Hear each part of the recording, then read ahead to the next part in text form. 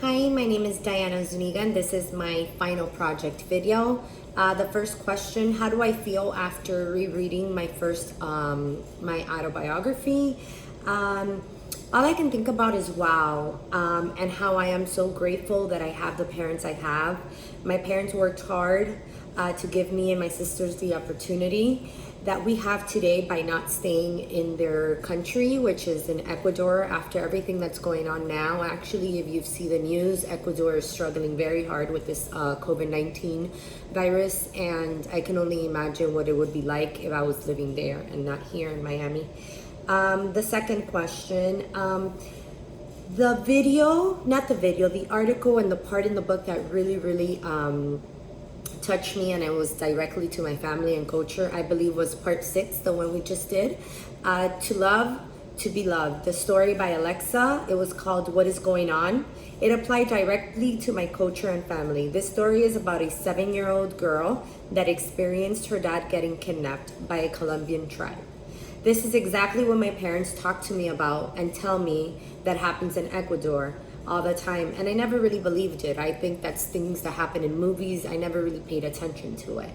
My dad's older sibling was actually kidnapped about 5 years ago in Ecuador. They were asking for a ridiculous amount of money to keep him alive and return him to his family. My family went through a lot and a hard time when this happened. We had to send money. My parents had to get a few different side jobs to try to help my grandma and his family over there. I feel like this is something that I would be living today if my parents would have not made the decision to leave their country back in 1990. This showed my parents have bravery and sign of true love to pick us over their family. Because my parents did leave on their own and they had no one here. They basically started on their own. My family went through a lot, even in the 1990s, where everything was a lot, not cheaper, but more affordable. This family had to flee their country in the story and come to Miami, a city where they can pursue a second chance at life. I cannot begin to even imagine what it feels like to live with insecurity and fear in your own home. And that's how this family felt. I feel like my parents left their country before this happened to prove and heal their lives and us. We were not born yet, me and my sisters. Question 3. Considering the recent change in education going online, do you think the younger me would be able to manage this? Wow, this topic is sensitive to me because both of my parents are still considered essential workers right now, and they go to work every single day during this tough time. I am a teacher, so I am remotely teaching my students on Zoom from home. I have a younger sister who's actually in school, and she's home now. I live with my parents, and I have to help her with her schoolwork. My parents are both working and cannot help her, so I am the one who sits with her and helps her. If this was a situation with younger me, my parents would both have to go to work and cannot be left, and I would not be able to be left home alone. Meaning that this will have a big financial struggle for my parents because one of them will need to stop working. My parents don't have enough money to hire a nanny or a babysitter. So meaning that when one of my mom or dad will stop working to help my sisters and I homeschool now, the new norm, I think younger me would be worried and would be questioning my parents. Why are you not working, Mom? Why are you staying home? Why are we going to school through online? Are we going to have enough money this month? Because these are things that I was exposed to when I was a little girl. How sometimes there was not enough money to put food on our table. How sometimes we didn't have enough rent money. So I would hear my parents have conversations about maybe we need to ask for money, maybe we need a loan, things like that stayed with me. Now, the last question, I think that students are struggling the most with social distancing are the students with special needs, the ones that are struggling the most. I have a great example that actually happened today.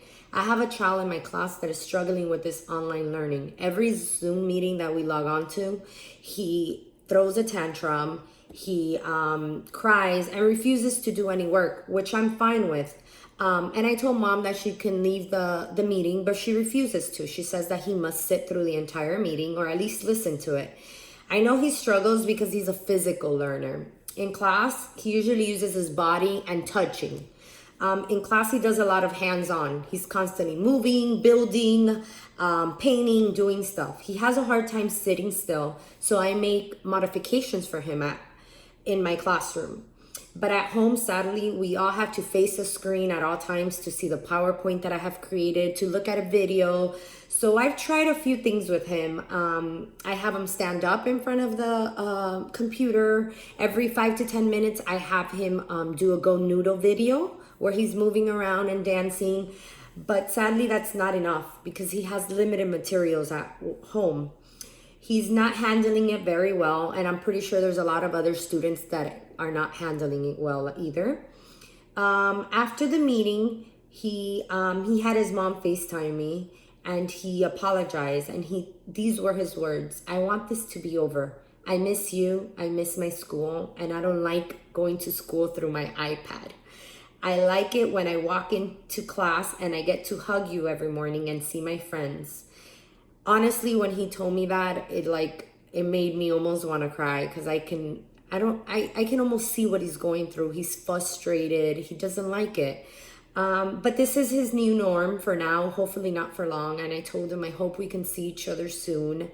And he's trying to get used to it. This is week 4 for us, and it's getting harder for him. And I see my other students on Zoom that they're not adjusting. They don't like it. They're going with it and they're working with me because they have no choice.